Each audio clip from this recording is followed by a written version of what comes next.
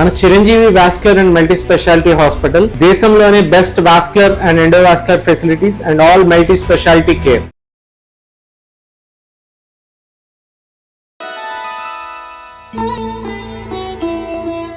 మరి కర్కాటక రాశి వారికి శని వక్రగతి వల్ల ఎలాంటి ప్రభావం ఉంటుందంటారు? ఏ విషయాల్లో జాగ్రత్తలు తీసుకోవాలి మాగారు? తప్పనిసరిగా అండి, కర్కాటక రాశి వాళ్ళకి శని అనేటువంటి ఆయన 7th and 8th లార్డ్ 9వ స్థానంలో రేవతి నక్షత్రం మీద మీన రాశిలో సంచారం చేస్తున్నారండి కరెంట్లీ. అయితే ఇప్పుడు మనం మాట్లాడుకునేటువంటిది 27వ తారీఖు జూలై దగ్గర నుంచి 10వ తారీఖు డిసెంబర్ దాకా 137 రోజుల పాటు శని వక్రగతిలోకి వెళతారు. అందులో 10వ తారీఖు అక్టోబర్ తర్వాత ఉత్తరాభాద్ర నక్షత్రంలోకి వెనక్కి వెళతారనమాట. సో ఇక్కడ 7th and 8th లార్డ్ కాబట్టి బిజినెస్ పెట్టాలి అనుకుంటూ ఉన్నా అందులో డిలేస్ అనేటువంటివి కనబడము, లేకపోతే ఎంత కష్టపడినప్పటికీ కూడా అది బిజినెస్లో పనిలో అన్నిట్లోనూ కూడా ఎక్కడో ఆ గ్రోత్ అనేటువంటిది సరిగ్గా రాకపోగా మానసిక అశాంతి అనేటువంటిది, అంటే మానసికంగా ఒక యాంగ్జైటీ, ఒక ఫియర్, లేకపోతే ఒక డిప్రెషన్, ఇలాంటివన్నీ డిటాచ్మెంట్, ఇలాంటివన్నీ కూడా ఎక్కువగా ఇస్తూ ఉంటారండి శని భగవానుడు. శని ఇప్పుడు వక్రగతిలోకి వెళుతున్నారు. ఆయన యొక్క దృష్టి ఎక్కడ పడుతుంది? 11వ స్థానమైనటువంటి వృషభ రాశి మీద పడుతుంది.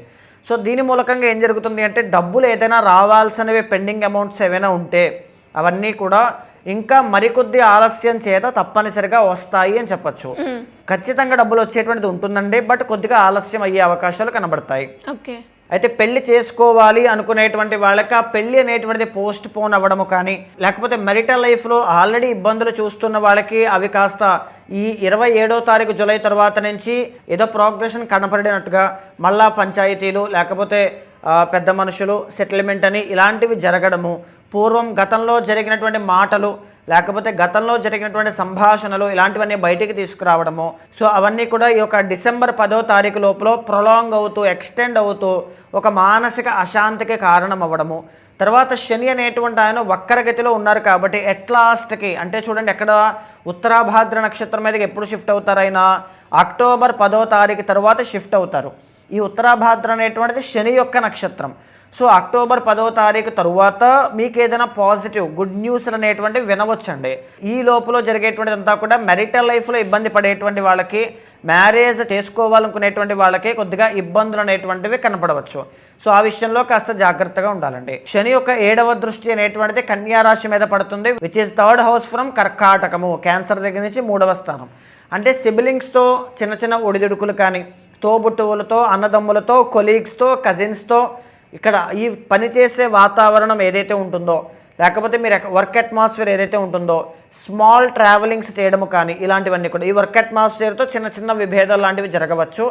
స్మాల్ ట్రావెలింగ్స్ అనమాట, ఎక్కడికైనా చిన్న చిన్న ప్రయాణాలు చేయాలనుకుంటూ ఉన్నాయి. ఎందుకంటే 9th ఉన్నటువంటి శని యొక్క దృష్టి 3వ స్థానం మీద ఉంది.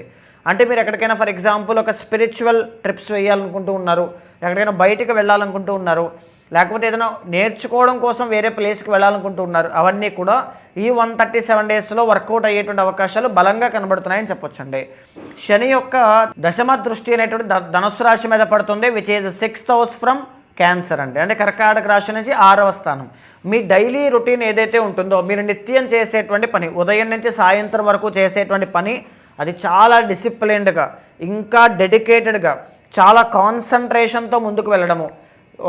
నేను ఇది సాధించాలంటే సాధించాలి, ఈ జాబ్ నేను సంపాదించాలి, నాకు ఈ పలానా స్థాయి కావాలి, పేరు నాకు కావాలి, హోదా నాకు కావాలి, పదవి నాకు కావాలి అనేటువంటి ఆకాంక్ష ఏదైతే ఉంటుందో అది ఇంకా స్ట్రాంగ్ అవ్వడం. ఈ 137 డేస్లో ఒక ఛాలెంజింగ్ పీరియడ్ లాగా, ఒక ట్రైనింగ్ పీరియడ్ లాగా మీకుండేటువంటి స్కిల్స్ డెవలప్ చేసుకోవడానికి, మీకుండే అనారోగ్య సమస్యలు తగ్గించుకోవడానికి, అప్పుల బాధల నుంచి బయటపడడానికి, వివాహము వైవాహిక జీవితంలో కొన్ని సమీక్షలు మళ్ళా తిరిగి రీచెక్ చేసుకోవడానికి, మనం చేసేది కరెక్టా కాదా, మనం ఎంచుకున్న సంబంధం మంచిదా కాదా అనేటువంటి దాంట్లో ఎన్నో రకాలైనటువంటి మార్పులు చేర్పులు అనేటువంటివి శని రీట్రోగ్రేషన్లోకి వెళ్ళిన తర్వాత కనబడుతూ ఉంటాయండి. సో కర్కాటక రాశి వాళ్ళకి మనం తీసుకుంటే శని అనేటువంటి ఆయన కొంత ఛాలెంజెస్ అనేటువంటివి ఇస్తారమ్మా. పేషెన్స్ అనేటువంటిది కావాలి, కోపాన్ని కంట్రోల్ చేసుకోవాలి, ఒంటరితనంతో ఎక్కువగా ఉండవద్దు, అతిగా ఆలోచించొద్దు, అవమానపడినా దాని పరమార్థం వేరే ఉంది అని చెప్పి గ్రహించండి. వ్యక్తిగత జాతకాన్ని చూసుకుని సరైన నిర్ణయాన్ని తీసుకోండి, బాగుంటుంది.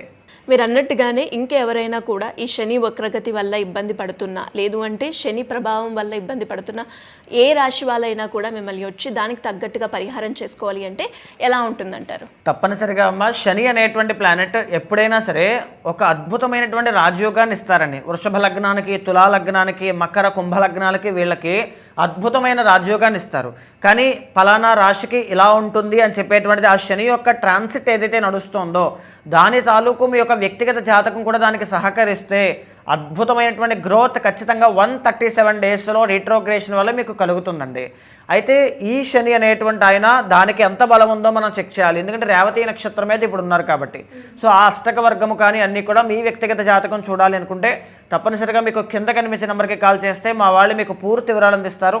మీ యొక్క జాతకాన్ని చూసిన తర్వాత గోచారంతో సమన్వయం చేస్తూ ఏదైనా దోషాలుంటే శాంతి పరిహారములు ఆచరింపచేసి భగవత్ అనుగ్రహం కలిగేలా చేస్తాను. థ్యాంక్ యూ అమ్మగారు, థ్యాంక్ యూ సో మచ్. నమస్తే అండి.